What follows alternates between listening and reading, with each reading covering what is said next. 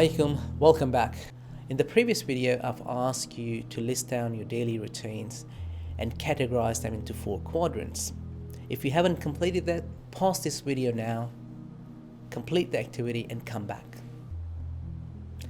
Now after completing this activity, you will have noticed that we tend to spend most of our time doing the urgent matters, which takes our energy and our resources away from the important matters.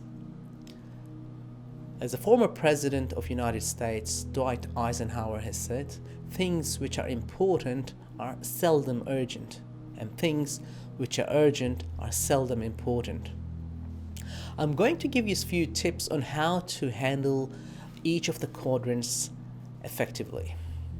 If you move to quadrant 1, which is both urgent and important, the tasks in this quadrant requires our immediate attention. So we need to focus on these. We need to aim to reduce the activity in this quadrant. So most of the time we notice that the Q1s are our internal Q1s, which means that our lack of planning has caused those important matters urgent. For example, after having a heart attack, it has become both urgent and important to eat healthy and to do regular exercise.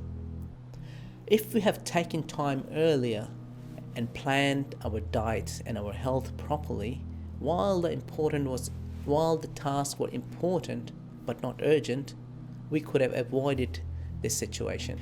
In the Q2 quadrant, where the tasks are important but not urgent, this is a quadrant where we should focus our time in. Your success is directly proportional to the amount of time you spend in the activities in the Q2 quadrant. Moving to the Q3 quadrant, this is a quadrant where your tasks are urgent but not important. We should be using a filter or delegate the tasks.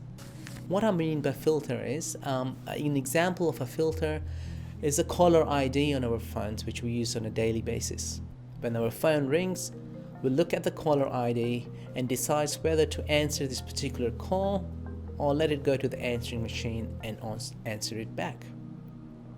So look for the filters or to delegate your tasks in quadrant 3. Moving to quadrant 4, where the tasks are not important and not urgent, well, it's a no-brainer. We should get rid of these tasks from our life so the time we can use in the Q2 activities. The degree of your success is directly proportional to how well you can convert your Q2s into time-restricted Q2s. What I mean by time-restricted Q2s is those important matters, you block a slot in your calendar and make sure it's done. And convert those Q2s into time-restricted Q2s and treat them as a time-restricted Q1s. Treat them as they are both important and urgent.